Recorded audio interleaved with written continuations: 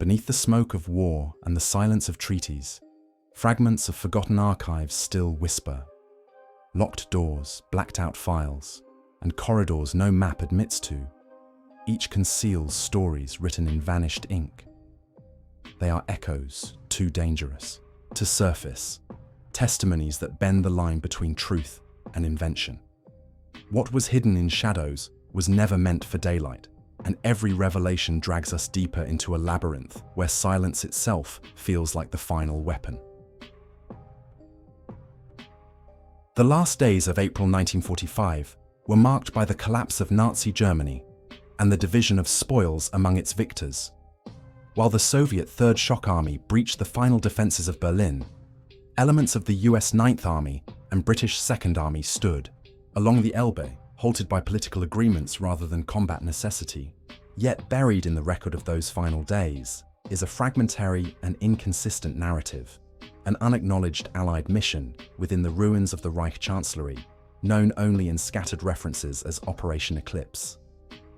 On 25 April 1945, SHAF, Supreme Headquarters Allied Expeditionary Force, issued Directive 2345 to the London office of the OSS, Office of Strategic Services. The directive, still partially redacted in surviving copies, instructed a special reconnaissance and recovery unit to prepare for forward movement into Berlin, despite the agreed boundary of occupation that placed the city in Soviet hands. Personnel lists attached to the file reference Major Robert L. Winfield of the OSS X2 branch, Captain Thomas E. Hargreaves of the British SOE, and an interpreter, Lieutenant Andrzej Kowalski, a Polish exile attached to Allied intelligence since 1941.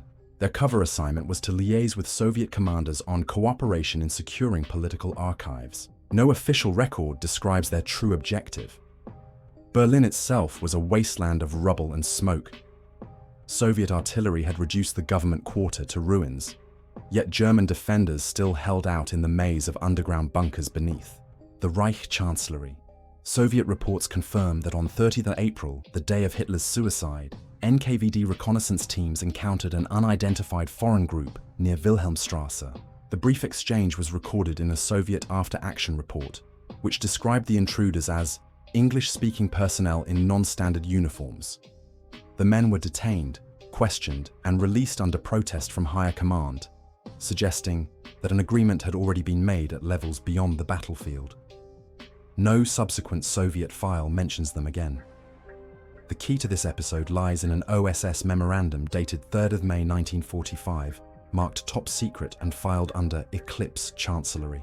The document, first revealed in a heavily redacted 1978 FOIA release, refers to the extraction of technical package B14. The package, according to the surviving text, contained engineering schematics, partial test logs, and correspondence with Soviet counterparts regarding heavy water production and high-output propulsion systems. Historians note that no such correspondence has ever been located in either German or Soviet wartime archives.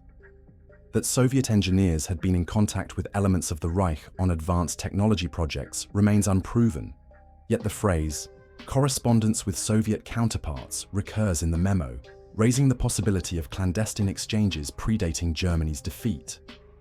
Eyewitness testimony from German survivors adds a layer of ambiguity. In 1952, during interrogation by the Gehlen organization, former SS Hauptsturmführer Ernst L., who served in the Chancellery's security detail, recalled seeing foreign soldiers in British helmets escorting crates out of a side entrance on Vossstrasse during the final bombardment. He identified the crates as belonging to the Reich Ministry for Armaments and War Production, labeled with the insignia of the Jägerstab Committee, the group overseeing the dispersal of aircraft research in the war's final year. His testimony was dismissed at the time as unreliable, yet cross-referencing shows the dates and locations align with Soviet and OSS fragments. The fate of the men attached to Operation Eclipse is another thread that deepens the mystery. Major Winfield, officially listed as reassigned to the OSS Research and Analysis Branch in Washington, disappears from payroll records after July 1945. His family was informed he had been transferred to special duties and later died in a car accident in 1947. No death certificate has ever surfaced. Captain Hargreaves resigned his commission in 1946 and emigrated to Canada, where he lived under an assumed name until his death in 1971.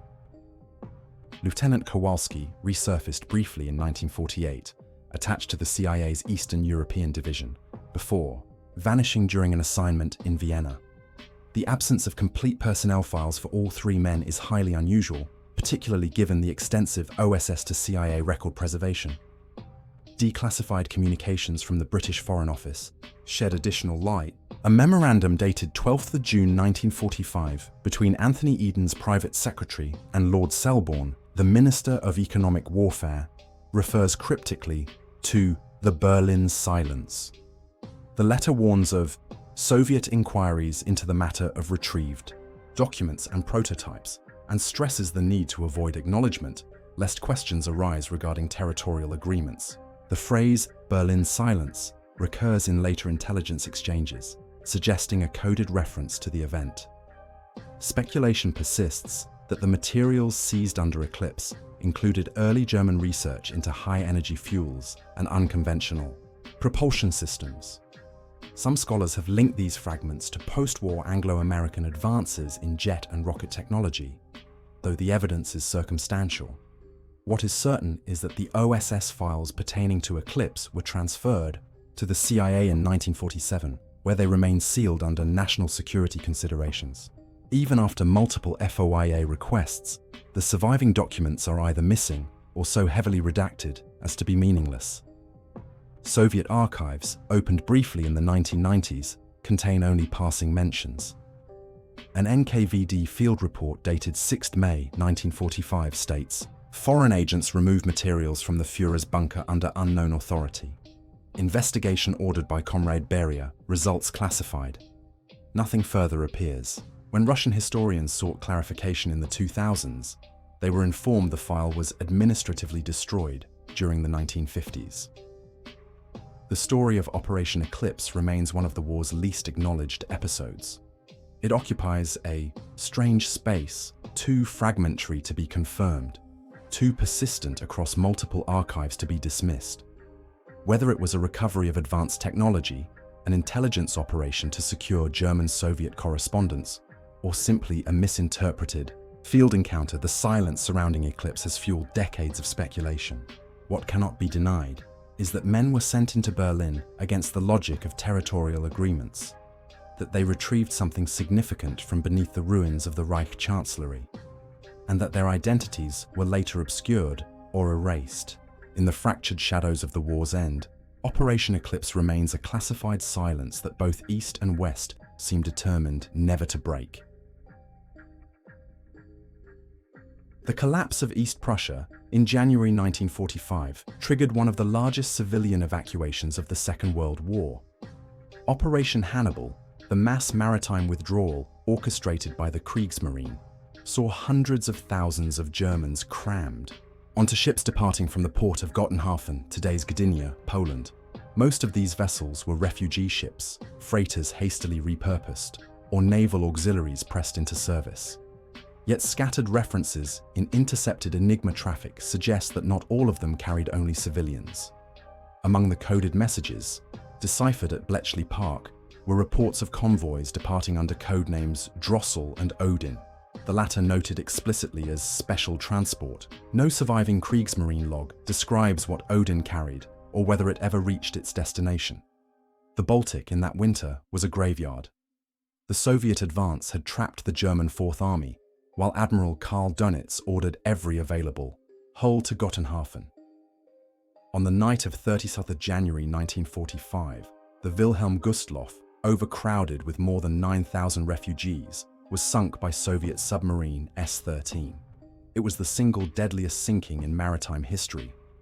In the chaos that followed, documentation of smaller convoys was obscured. Yet British decrypts indicate that at least 3 cargo ships operating under naval escort left port within 24 hours of the Gustloff disaster, their manifests classified. The lead ship is believed to have been the SS Wotan, a converted merchant steamer requisitioned by the Kriegsmarine in 1942. Survivors' accounts describe her as heavily guarded and forbidden to take on refugees, an anomaly at a time when every available ship was crammed with civilians. The first detailed trace of the so-called ghost convoy appears in an Ultra Intercept dated 1st February 1945. The translation notes, "Convoy Odin sighted, course west-southwest. Cargo classified. Escort includes torpedo boat T-36. RAF Coastal Command was ordered to prepare patrol sweeps, yet no official combat reports exist confirming an attack. This silence is notable. Standard RAF procedure required post-mission summaries, even for unsuccessful sorties. The absence of any record suggests deliberate omission. In 1958, a declassified Admiralty memorandum surfaced, titled Baltic Convoy Intercepts. The file included an unsigned annotation. Engagement reported over Bornholm. Heavy losses, no public record. Bornholm, the Danish island southeast of Sweden, was a heavily trafficked route for German evacuation. Its waters remain littered with wrecks. Local fishermen, interviewed in the early 1960s, spoke of a night battle in which explosions lit the sky and burning wreckage drifted for days. They described German ships breaking apart, but no survivors reaching shore.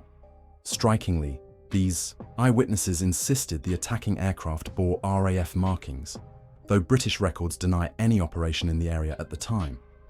What was Convoy Odin carrying? Clues exist in post-war interrogation of German officers. Admiral Hans-Georg von Friedeburg, captured in May 1945, told Allied interrogators that certain materials of the highest order were ordered moved from Gotenhafen in late January. Though he denied knowledge of their fate, separate documents from the Armaments Ministry, seized in Bavaria, refer cryptically to Uran project transfers via sea transport in early 1945, linking the timing to attempts to safeguard experimental nuclear and propulsion research. The notations include the term Sonderfracht Odin, Special Cargo Odin, echoing the codename seen in Enigma decrypts. The Soviets were not blind to this mystery. A 1962 KGB internal circular, revealed briefly during the post-Soviet archival opening, confirmed that Soviet naval divers conducted classified salvage operations off Bornholm from 1959 to 1962. The stated objective was recovery of German containers of strategic material lost during evacuation. The circular noted that multiple hulls found, cargo absent, implying that the wrecks had already been tampered with or stripped. Western intelligence learned of these operations through defectors, who also mentioned high-value material transferred to secure storage in Moscow. None of these claims were corroborated, but the secrecy surrounding the dives is undeniable. Adding to the ambiguity is the case of the Wotan's logbook. No complete record of the ship's service from 1943-45 has ever been located. Kriegsmarine archives contain only partial fragments, ending abruptly in January 1945. The absence of a war diary, Kriegstagebuch, for such a vessel is extraordinary. Either it was destroyed deliberately by retreating crews, or removed from the archive in the immediate post-war years. British naval intelligence noted the absence as early as 1947, when cataloguing captured German records at the Admiralty. Survivor testimony, rare and often contradictory, offers one more unsettling angle. In 1949, a German refugee named Hilde Kramer gave a statement to the Red Cross Tracing Service in Lübeck. She claimed her husband, drafted as a dock worker, had been conscripted to load crates onto the Wotan in January 1945. He described them as sealed steel containers with warning signs. The last message she received from him was a postcard mailed from Gotenhafen on 28th January. His fate is unknown. Decades later, Danish salvage divers reported finding scattered metallic debris with German stenciling during sonar surveys near Bornholm, though none of it was conclusively linked to military cargo. To this day, the ghost convoy of the Baltic remains a silence within official history. The evidence is circumstantial, scattered across British ultra-decrypts, fragmentary German testimony, Soviet salvage records, and oral histories. Yet the consistency of the phrase, Special cargo Odin across these sources suggests deliberate obfuscation. Whether the convoy carried experimental weaponry, nuclear materials, or simply classified documents, its disappearance was followed by decades of secrecy from all sides. That silence speaks as loudly as any archival file. Something of value vanished into the freezing waters of the Baltic, and the victors of the Second World War agreed, tacitly or otherwise, never to admit what was lost. By the summer of 1944, the German occupation of Warsaw was entering its bloodiest phase. As the Red Army advanced to the eastern bank of the Vistula, the Polish Home Army, Armia Krajowa, or AK, launched the Warsaw Uprising on 1st August. Their objective was both military and political: to liberate the city before Soviet forces entered, proving that Poland could stand on its own. What followed was 63 days of brutal combat, civilian slaughter, and the systematic destruction of one of Europe's great capitals. Beneath the ruins, however, fragments of an untold story remain, an operation whispered about in resistance testimonies, never confirmed in official archives, but persistent in the shadowy world of wartime intelligence. It centers on the so-called cipher manuscripts, a collection of documents seized from German intelligence units in Warsaw and hidden in the city's underground. The Abwehr maintained a strong presence in occupied Poland, with Section 3 operating out of the Warsaw district of Aleje Jerozolimskie. In July 1944, a courier ring within the AK reportedly intercepted a shipment of German codebooks and draft research papers being moved through the city en route to Berlin. The documents were allegedly linked to Oberstleutnant Ludwig Hahn's Sicherheitsdienst detachment, though Hahn's surviving files omit any mention. The material was said to contain handwritten notes by captured mathematicians pressed into German service after 1939, possibly Polish cryptographers forced to cooperate with their former occupiers. Among these, according to later testimony, were drafts of cipher algorithms that bore striking similarities to techniques used by Allied cryptanalysts at Bletchley Park. Whether these were stolen, reconstructed, or parallel developments remains unresolved. During the opening weeks of the uprising, resistance units struggled not only against German armor, but also against starvation and bombardment. In this chaos, AK intelligence officer Captain Jan Nowak, courier from Warsaw, claimed in a 1951 interview that crates containing papers and codebooks were lowered into the city's sewer system near Plac Krasinskich. This location was a hub of the underground communications network, linking insurgent districts under constant German shelling. German demolition teams later destroyed entire neighborhoods block by block, filling the sewers with rubble. The hiding place, if it existed, was lost under tons of collapsed masonry and burned out ruins. What made these alleged cipher manuscripts so significant? One explanation lies in Allied intercepts. A British SIS decrypt, dated 17th October 1944, refers obliquely to Polish origin material reported destroyed in Warsaw.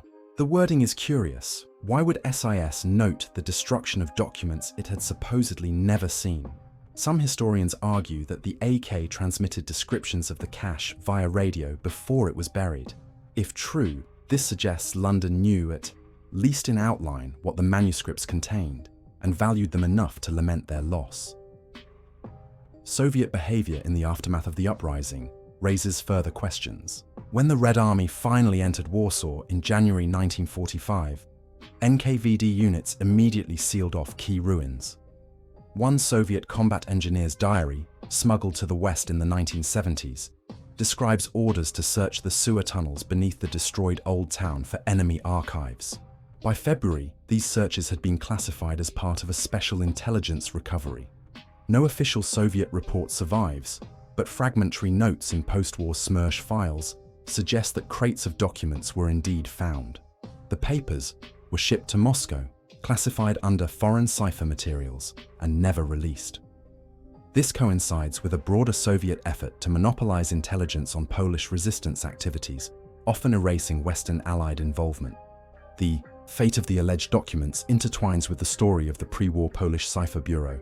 Before the war, Polish mathematicians Marian Rejewski, Jerzy Różycki, and Henryk Zygalski had broken the Enigma cipher, passing their work to the French and British in 1939. Their methods formed the foundation of Ultra, the Allied cryptanalytic program that provided decisive intelligence throughout the war. If the Germans had indeed captured remnants of Polish techniques during the occupation, and if those fragments resurfaced in Warsaw in 1944, then the cipher manuscripts may have represented the Germans' attempt to reverse engineer the very breakthroughs that had undermined them. That such a cache would be of immense value to both Allies and Soviets requires little imagination. After the war, whispers of the manuscripts persisted.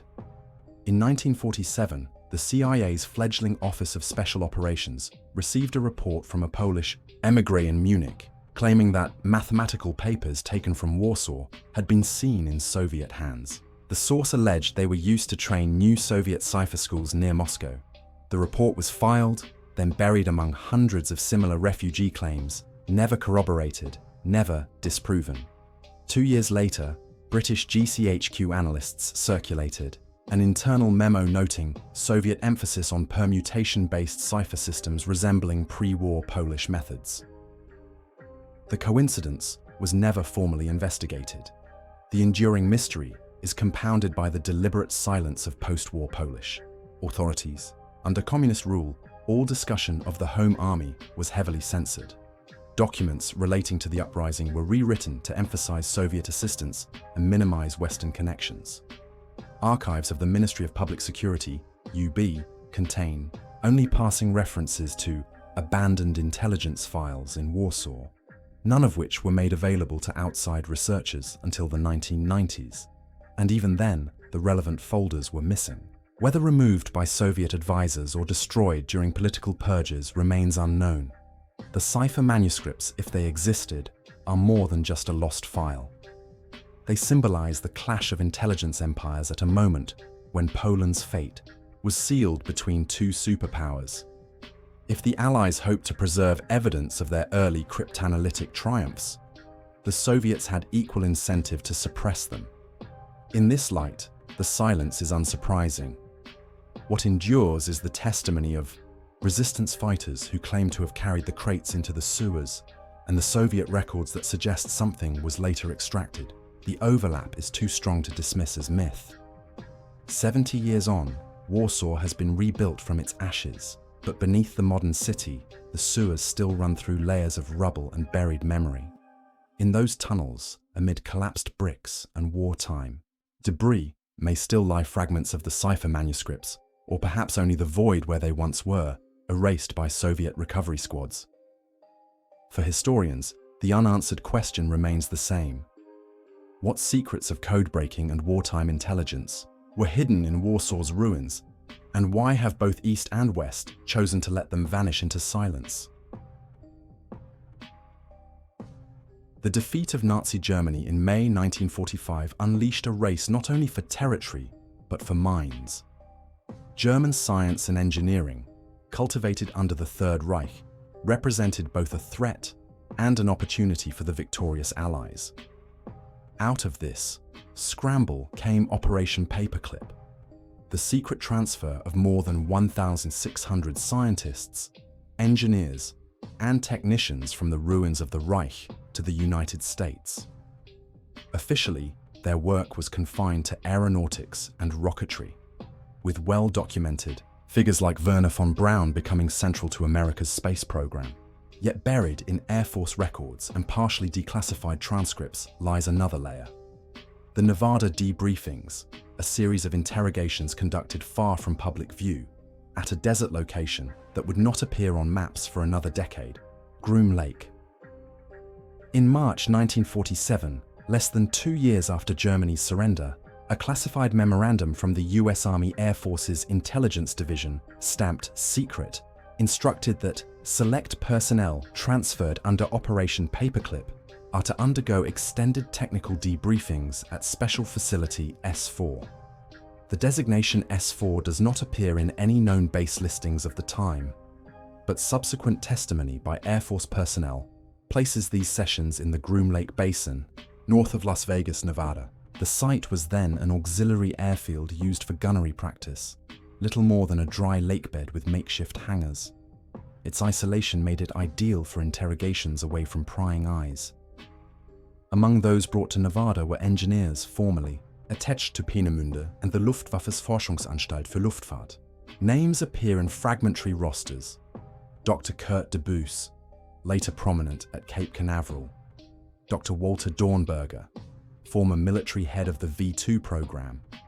And lesser-known figures such as Hans Kammler's deputy in charge of special weapons projects, whose file remains heavily redacted. Officially, these men were questioned about V2 rocketry and jet propulsion, but the transcripts, where they survive, tell a different story. A surviving excerpt from Debriefing Session 12, dated 18th April, 1947, records an engineer identified only as Dr. H, being pressed on high-altitude propulsion devices employing peroxide methane mixtures. The questioning officer notes that such mixtures were absent from Overcast records. Overcast was the predecessor to Paperclip, the initial American program to seize German scientific personnel. The mention suggests deliberate concealment by German scientists during earlier interrogations in Europe. Dr. H replied that the designs had been classified under the Reich Research Council file, name Schwalbe, and insisted that prototypes had been destroyed before capture. The officer's final note reads, "Information consistent with rumors of Kammler's special units." These references to special units recur throughout the Nevada transcripts. SS General Hans Kammler, who oversaw underground weapons projects in the war's final year, vanished in May 1945. His fate remains disputed: suicide, Soviet capture, or American custody. The Nevada files hint at his shadow. One debriefing notes, "Subject insists that Kammler authorized parallel projects not disclosed to Armaments Ministry. Codenames include Schwalbe and Bienenstock." No independent record of these projects exists in captured German archives, raising the possibility that they were erased or never officially registered. The engineers' subsequent career paths only deepen the mystery. Several of those who attended Nevada debriefings vanish from US employment records within months. Personnel files that once listed them as working for Wright Field or Fort Bliss suddenly end in 1947, replaced by payroll transfers marked AEC Security. AEC refers to the Atomic Energy Commission, which oversaw America's nuclear weapons program. The implication is that the Germans were moved into projects with atomic or propulsion relevance, outside the public narrative of space research. British intelligence was not unaware of these activities. A Foreign Office note dated 7 July 1948, circulated to London's Joint Intelligence Committee, remarks, "Unconfirmed reports suggest American custody of German personnel at a Nevada location for purposes undisclosed. Information not shared with UK technical liaison." The irritation is palpable. Anglo-American cooperation in Paperclip was supposed to be transparent, yet clearly some aspects were being withheld. This secrecy foreshadowed later tensions in nuclear research, where the US increasingly excluded British scientists after 1946. Why Nevada? Its remoteness offered more than privacy. It provided controlled airspace. Flight logs from the period show a sudden uptick in restricted zones north of Las Vegas in 1947, coinciding with the debriefings. The timing is striking. That same summer, reports of unidentified aerial phenomena began to proliferate in the American Southwest, culminating in the infamous Roswell incident. While most historians dismiss any connection, some note that classified test flights of high-altitude propulsion experiments, based on German data, may have sparked the sightings. Civilian pilots encountering unconventional aircraft designs could easily have mistaken them for something otherworldly. Yet the most telling clue lies in the archival trail or its absence. In 1979, journalist Linda Hunt filed FOIA requests seeking records of paperclip engineers in Nevada. The Air Force responded that no such files exist. However, a clerical error in a separate request for Groom Lake flight test reports yielded an index card listing "Debriefing, German Specialists, 1947. The card was recalled within weeks, but not before copies were made. To this day, It remains one of the few tangible links between Paperclip and Groom Lake. Soviet archives lend a final layer of corroboration. A GRU intelligence digest from December 1947, declassified after the Cold War, states, American Air Forces conducting secret interrogations of German engineers in Nevada desert, subject matter believed connected to atomic propulsion and high-altitude craft. Sources unreliable but consistent. The Soviets, it seems, were aware, or at least suspicious, that their former adversaries were being exploited in ways not publicly admitted. The Nevada debriefings occupy a peculiar place in the history of the early Cold War.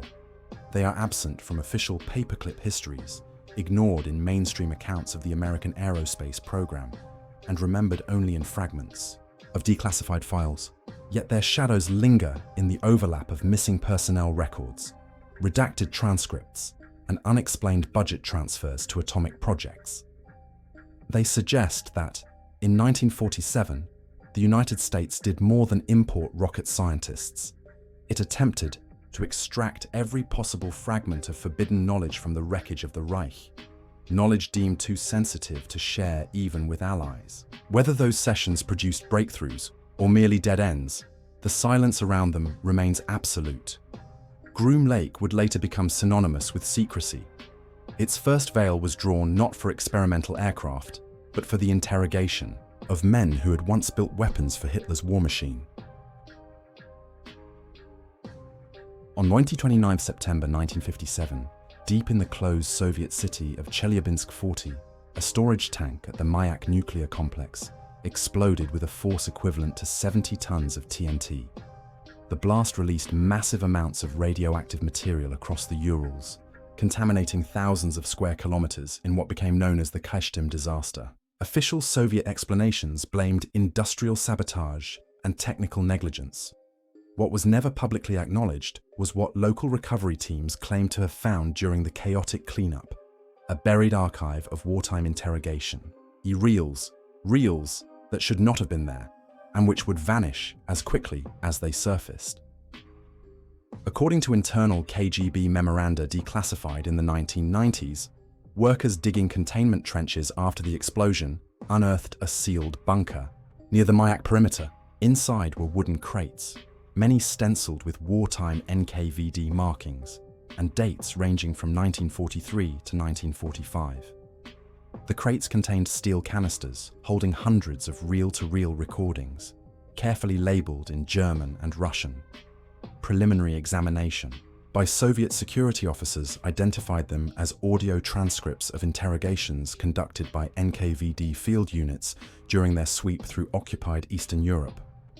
Some reels were marked with the insignia of Einsatzgruppen detachments captured in Ukraine and Belarus. Others carried labels referencing Chemical Trials Field Units 1943. A top-secret report prepared for Lavrenti Beria's successors at the Ministry of Internal Affairs, dated 18th of October 1957, described the content as sensitive materials concerning crimes of German forces not introduced at Nuremberg. One excerpt cited in the report refers to an SS officer in Krakow admitting to the testing of chemical agents on prisoners near Tarnopol in late 1942, specifically Tabun dispersal efficiency under winter conditions. Another reel reportedly recorded a Wehrmacht doctor describing experiments with frostbite treatments on civilians near Smolensk. The report emphasized that these confessions had never appeared in international war crimes proceedings, raising the question of why the Soviet Union withheld them in 1945 to 46. Speculation among historians is that the tapes were suppressed for two reasons. First, they implicated German scientists and officers who may have been quietly recruited by both Soviet and Western intelligence after the war. Publicizing their crimes would have undermined the justification for employing them. Second, the content of the reels touched upon the use of chemical and biological warfare, subjects the Soviets had an interest in controlling and potentially exploiting. If the interrogations revealed experimental data, the Kremlin may have viewed them as too valuable to share.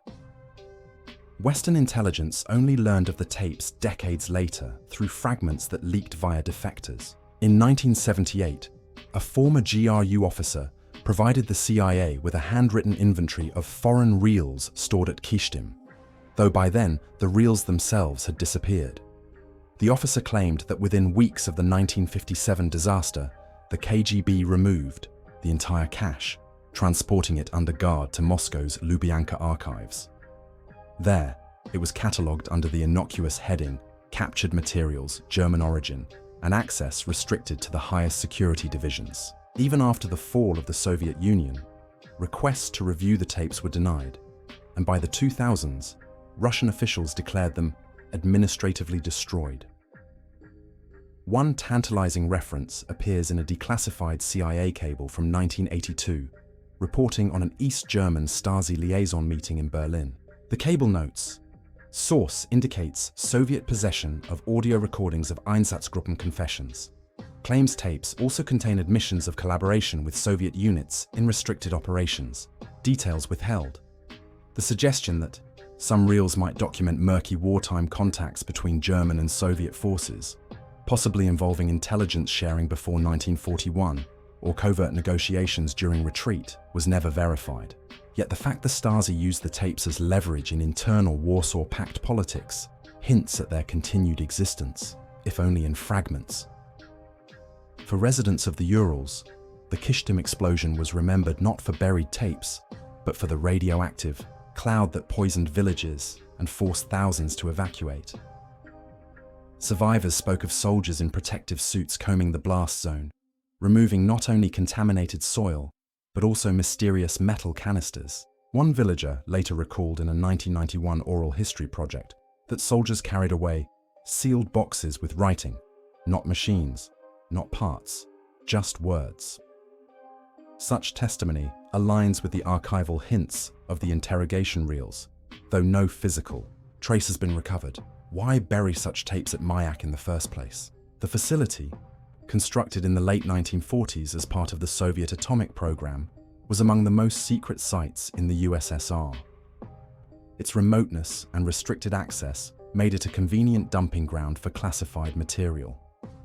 Historians believe the NKVD may have transferred the reels there in 1946-47, possibly to keep them beyond Western intelligence reach as post-war tensions escalated.